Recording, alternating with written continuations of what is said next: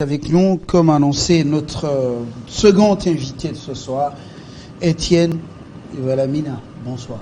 Bonsoir, monsieur Fabien Lumbala. Vous êtes jeune leader politique qui vit à Lualaba, ou dans la province de Lualaba, précisément à Kolwezi. La première préoccupation, on dit que rien n'a été fait à Sandoa. Un des territoires de cette province, sauf ce qui a été fait il y a un certain nombre d'années par les anciennes autorités de la province. Vrai ou faux? Oui, merci pour la question. Je dirais au moins c'est faux. C'est faux et archi faux, car au jour d'aujourd'hui, nous voyons comment le territoire de Sandoa est en train de prendre vraiment l'élan par rapport aux dirigeants, les gens qui ont dirigé la province du Lualaba les années passées ou bien depuis 2020, si je ne m'abuse pas. Et nous voyons aujourd'hui Madame Masuka, sous l'inspiration du chef de l'État Félix-Antoine Tshisekedi du Tshilombo, qui a facilité les habitants du territoire de Sandoa qui circulent facilement, qui compliquait quand même. Après, c'était difficile pour que les gens quittent Kolwezi, arriver à Sandoa. C'était tout un problème. Mais aujourd'hui, quand le président Félix-Antoine Tshisekedi du Tshilombo, il a donné les instructions avec les projets surtout des 145 territoires, et Madame Masuka, elle est surtout la première. Elle a sauté premier de commencer déjà les actions de faciliter, de relier les territoires avec la ville de Kolwezi, parce que Kolwezi, Lualaba n'est pas seulement Kolwezi, Lualaba c'est Muchacha, Lualaba c'est Sandoa, c'est Lubudi et Kapanga. Donc je crois que les gens qui disent qu'à Sandoa, on n'a rien fait, Félix-Antoine Tshisekedi du Tshilombo, président de la République, il a travaillé. Il travaille même dans les territoires. Et qu'est-ce qui a été fait là, à Sandoa, exactement? Parce que ceux qui défendent les intérêts du coin, ceux du coin, il y en a qui disent le contraire, que rien n'a été fait, sauf, un peu dans le domaine éducatif, à l'époque de l'ancien gouverneur Mouyej. Je dirais au moins c'est faux, car M. Mouyej, la manière dont il avait dirigé la province, il dirigeait la province comme une concession privée pour lui, que personne ne pouvait peut-être prendre part ou participer. Aujourd'hui, nous avons les écoles qui ont été réfectionnées. Il y a l'école Mwanga de Sandoa, qui était Kolwezi aujourd'hui. La route elle est très bonne. La route elle est bonne.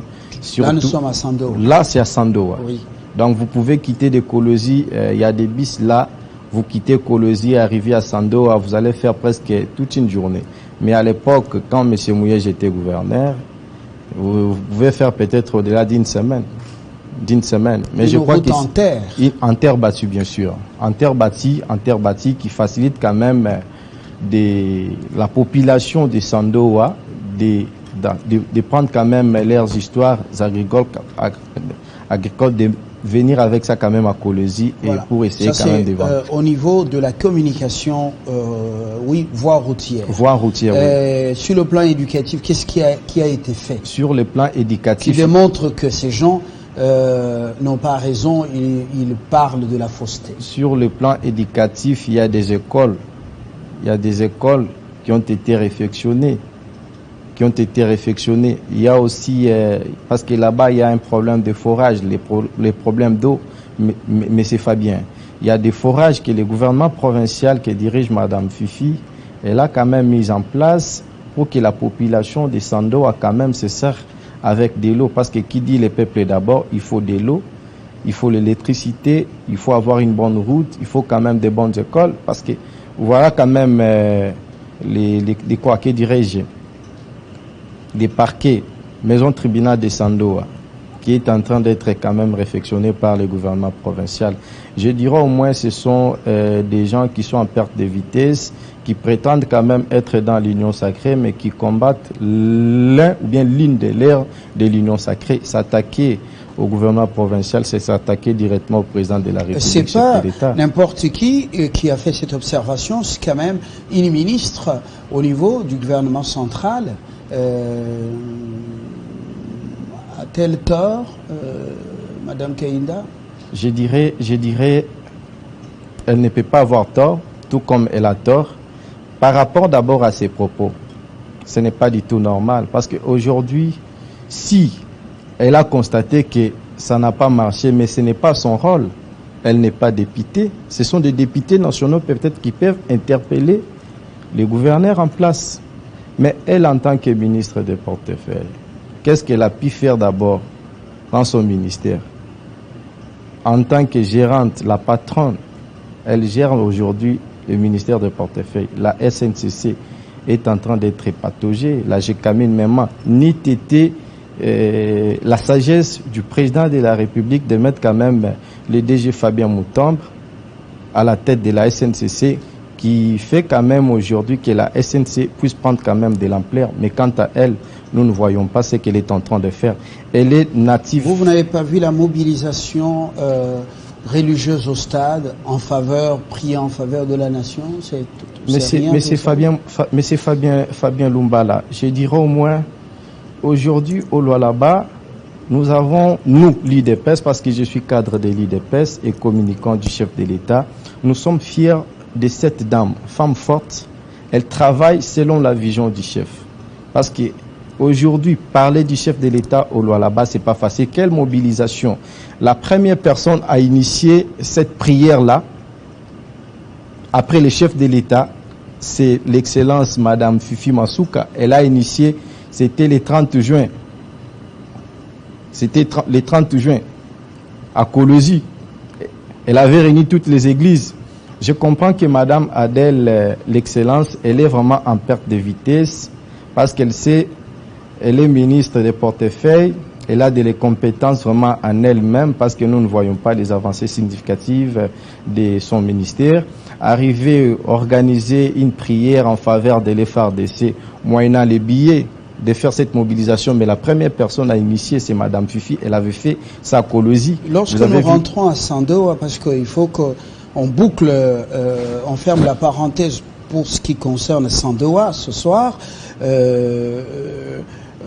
est-ce que ce qui est observé à Dilala, dans la commune, la municipalité de Dilala, je ne parle pas d'Ilolo, j'ai dit Dilala, Dilala, Colosie, est-ce que c'est aussi copie conforme dans d'autres territoires ou dans d'autres municipalités? Là, on voit, il y a quand même le contraste. Dilala se développe grâce à la redevance minière. Mais Sandoa, est-ce que ça ne traîne pas? Quel est le train de vie des populations au-delà de l'eau potable grâce au forage? Quel est le niveau de vie des Congolais de Sandoa? Le niveau Parlons-en avec de manière sincère. De manière sincère, le niveau de vie aujourd'hui, elle est très bonne de la population de Sandoa. Parce que faciliter d'abord la population, parce que là-bas, ce sont des marchands. Les gens qui travaillent, des agriculteurs, ils font leurs histoires pour ramener, faire sortir ça à Colosie. Ça facilite quand même leur survie. Donc pour moi, je dirais le niveau de vie sociale de la population de Sandoa, elle est très bonne. Mais je crois que le gouverneur ou les chefs de l'État, il est en train toujours de mettre les mécanismes en place pour que les conditions de vie sociaux, que ça ne soit pas seulement Sandoa. Parce que si aujourd'hui nous voulons nous focaliser seulement sur Sandoa, nous avons les gens de Muchacha, le territoire de Muchacha, nous avons Kapanga, nous avons Lubudi. Mais pourquoi seulement se focaliser là-bas? Pourquoi seulement se focaliser à Sandoa? Parce que vous êtes natif de Sandoa. Natif de Sandoa, vous vous attaquez peut-être au gouvernement provincial, mais vous-même vous êtes là-bas, vous n'avez rien fait à Sandoa. Ils n'ont rien fait. Aujourd'hui, nous devons quand même encourager cette dame qui travaille selon la vision du chef de l'État. Justement. Elle est en train vraiment de travailler nuit et jour pour que la population Lualabese se réjouisse quand même par rapport à l'ère minière, parce que c'est la capitale mondiale du cobalt. Il y a eu des tirs croisés. venant de deux camps, le camp Sakombi Moulendo, le camp Masuka. Vous n'êtes pas du parti de Madame Masuka, comment on l'appelle encore? FIDEC. Ouais. Vous n'êtes pas des FIDEC. Je ne suis pas des FIDEC, je suis le parti des Kabouya. Ouais. Justement. Dites-nous concrètement, qu'en est-il de cette affaire des 50 000 hectares? Oui, merci. Sans faire du boniment, qu'est-ce qu'il y a eu exactement? Oui, merci Monsieur Fabien. Concernant les dossiers des 50 000 hectares, pour nous d'abord c'est pitoyable. C'est pourquoi je dirais coup de chapeau au président de la République, parce que il a une personne qui travaille selon la vision qui répond aux normes du peuple d'abord. Le peuple d'abord aujourd'hui, voire les ministres, parce qu'il s'agit de ces dossiers-là des 50 000 hectares, qui les ministres Molendo Sakombi aurait peut-être dépossédé à une famille Mounung. Aurait ou il a dépossédé? Aurait. Donc on n'avait pas de précision. Nous avons des précisions. Oui. Parce que là, nous n'avons pas de précision pour confirmer, parce que lui, il estime, selon lui, il estime que cette concession appartenait à la famille Mounung. Mais ce n'était pas à la famille Mounung. C'est une concession qui appartenait à l'État congolais, surtout pour les habitants du groupement de Moussokantanda. Moussokantanda, c'est non loin avec la ville d'Ekolozi, c'est à 30 km avec la ville d'Ekolozi. Parce qu'il s'agit de ces dossiers-là. Aujourd'hui, M. Fabien Lumba, vous allez prendre ces 50 000 hectares, parce que beaucoup de personnes semblent écouter 50 000 hectares comme si c'est du chantage.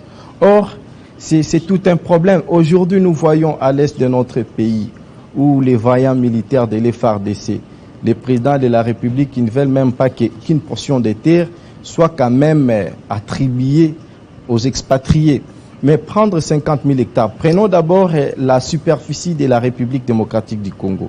Nous avons une superficie qui est de 2 345 410 km², parce que avec ces 50 000 hectares, la République démocratique du Congo risquerait plus ou moins peut-être de perdre 2% de sa superficie.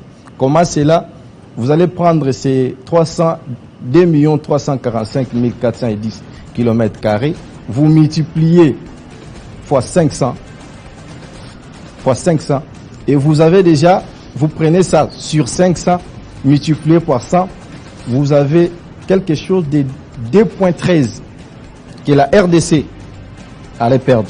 Maintenant, pour la province du Lualaba, il a plus ou moins 121 308 km². 121 308 km².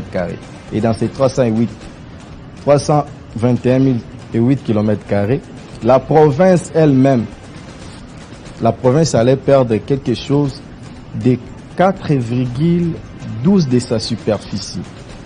Comment cela, M. Fadja? Vous prenez 121 308 km² sur 500, parce que 1 hectare est égal à 50 km².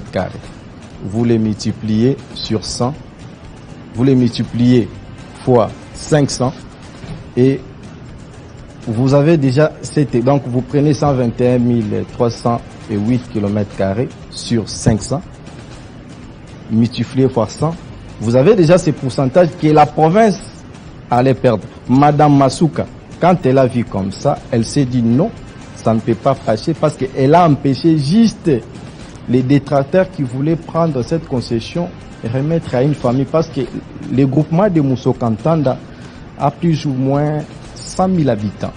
Dans ces 100 000 habitants, ils seront délogés où? Aussi longtemps, nous allons vers les élections, M. Fabien. Les élections... Est-ce qu'une telle démarche peut se faire sans la complicité de l'autorité provinciale? J'ai dit non. Pourquoi? Le ministre au niveau national débarque, il agit et l'autorité provinciale n'est pas informée. Ce n'est pas de sa première forfait. Il y a d'autres histoires. que lui, le ministre du portefeuille là où il en sait au moins quelque chose. Quand vous avez vu Madame Masuka, elle s'est réveillée, elle s'est dit non, parce qu'avec telle démarche-là, ça ne pouvait pas quand même permettre la province de bien évoluer. Parce que le chef de l'État, Félix-Antoine Tshisekedi Tshilombo, il a besoin de gagner cette popularité, enfin qu'en 2023, cette population de Moussokantanda lui donne la majorité absolue. Parce qu'aujourd'hui, l'IDPS se prépare pour aller aux élections avec le secrétaire général Augustin Kabouya.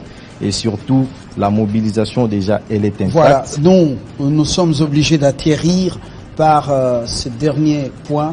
Le député provincial Gaston Mouchid, membre de l'Assemblée, justement, il a donc fait une dénonciation importante.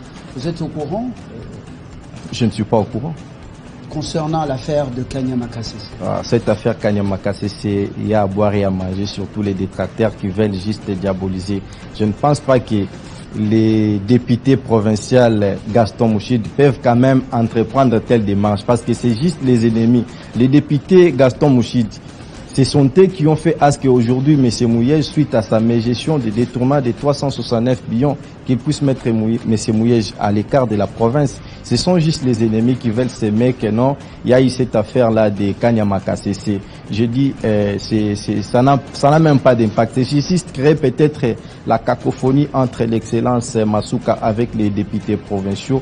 Quant à nous, en tant que les enfants du parti de l'IDPS d'Augustin Kabouya, nous avons constaté, donc nous les rejetons vraiment en bloc.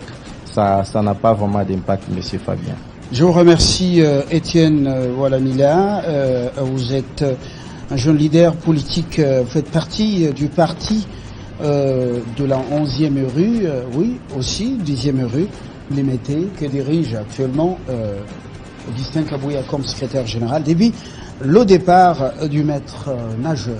Bonsoir chez vous, le journal, c'est pratiquement dans une dizaine de minutes sur Télé 50, dans la ville d'Écologie, dans la ville de Lubumbashi, dans le territoire de Rutshuru, précisément Bunagana. Nous vous saluons et vous souhaitons très très bonne soirée à toutes et à tous. Bonsoir.